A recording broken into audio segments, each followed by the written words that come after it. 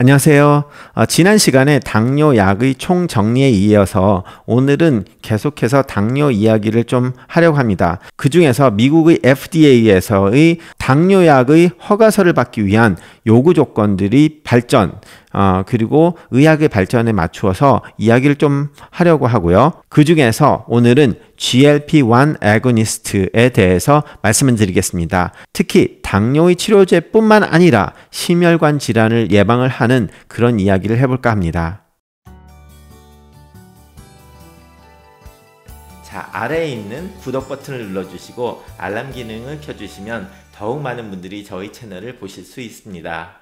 그리고 제가 하는 이 강좌가 마음에 드시면 좋아요를 눌러주시기 바랍니다. 안녕하세요. 제가 그동안 당뇨 치료를 이야기를 하면서 어떤 약이 더 좋고 이 약이 덜 좋고 이 약은 세 번째고 이 약은 네 번째다, 뭐 이렇게 가이드라인 이야기를 좀 많이 했잖아요. 그런데 그런 이야기들이 그냥 뜬금없이 어디서 뚝 떨어진 게 아니라 우리가 임상실험을 해서 뭐가 좋고 뭐가 나쁘고 뭐가 효과가 더 있고 심혈관계 질환을 방지해주고 뭐 체중을 빼주고 이런 이야기들이 있기 때문에 그런 약들을 비교했을 때 어떤 게 더 좋은 약을 첫 번째, 두 번째, 세 번째 이런 식으로 추천의 순서를 매기게 되는 것입니다. 그런데 요즘 들어 당뇨약의 임상 실험을 보면 뭐 메이스 얘기를 합니다. MACE. 그런데 이게 결과적으로 심혈관계 질환에 대한 사망 아니면 심혈관계 질환에 대한 합병증을 이야기를 하는데요. 그런 것들이 이야기가 된 이유가 있습니다. 첫 번째가 가장 중요한 진짜 원인은 당뇨병에 걸린 사람들에서 당뇨병 때문에 죽는 사람들은 없죠. 그런 사람들이 75% 정도가 심혈관 질환으로 인한 사망이 오기 때문에 FDA에서 2008년부터는 새로운 모든 당뇨 치료제에서는 심혈관 질환의 연관성, 그의 치료나 향상 아니면 악화 이런 것들을 임상실험에서 조사를 해서 밝혀내야지만 당뇨병 치료제로 허가서를 내주겠다는 결정을 하게 됨으로써 모든 당뇨 치료제들은 이 부분에 대해서 더욱 많은 실험을 하게 됐습니다. 그러다 보니까 지난 11년 동안 FDA 승인을 받은 당뇨 치료제는 예전의 당뇨 치료제보다 더욱 힘든 승인 절차를 밟게 되었고, 그 말은 그런 임상실험에서 그 효과를 입증을 받아야 된다는 이야기죠.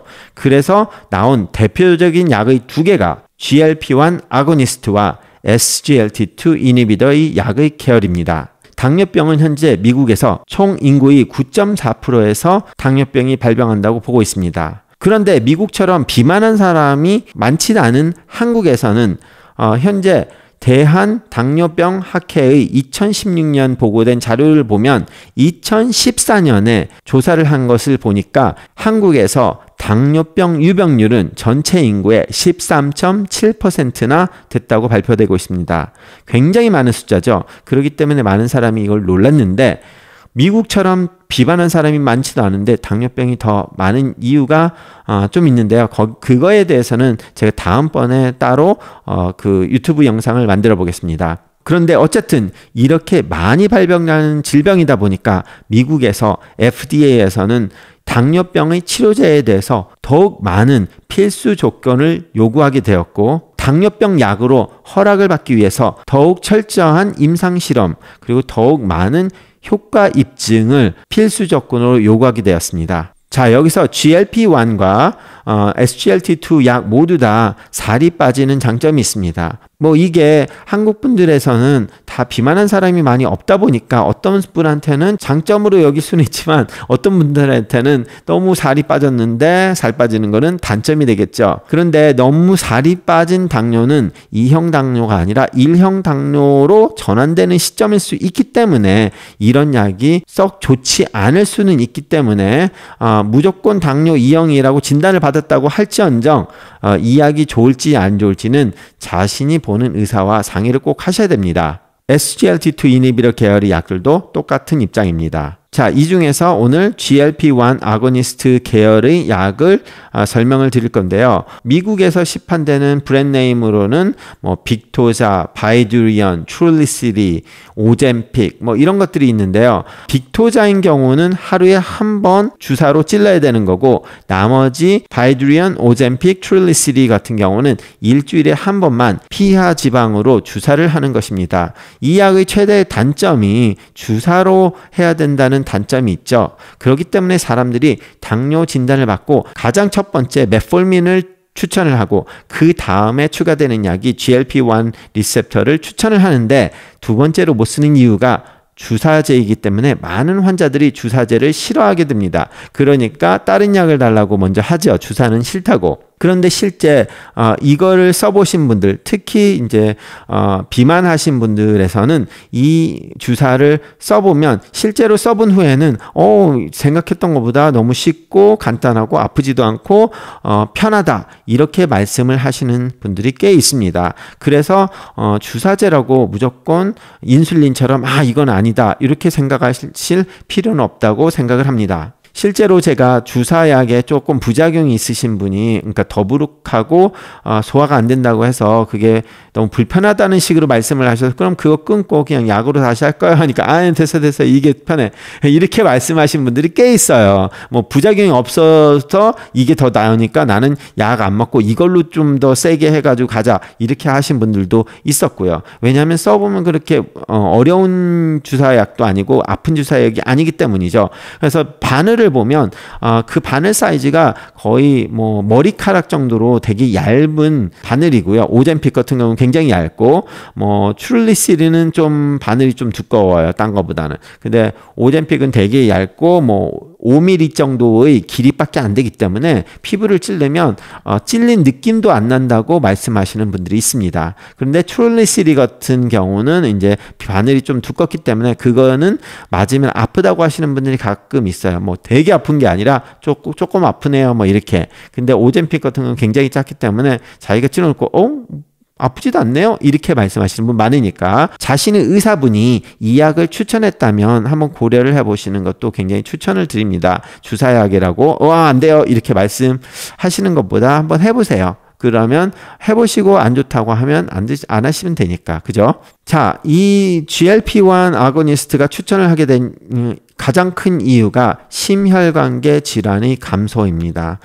그리고 체중 감소. 많은 당뇨 환자들이, 특히 미국에서는 비만한 사람들이 당뇨에 많이 걸렸기 때문에 이 체중 감소가 굉장히 많은 플러스 요인을 받게 됐죠. 그것보다 더 중요한 거는 심혈관계 질환이 줄어드는 게 더 중요했었고, 그렇지만 이제 체중 감소에서 보면 아미고 임상 실험이라고 해서 한 거에서는 4kg에서 4.4kg 정도가 체중이 감소했다고 나왔고요. 빅토자 임상 실험인 리드 임상 실험에서는 1.3에서 2kg이 체중 감소가 있었습니다.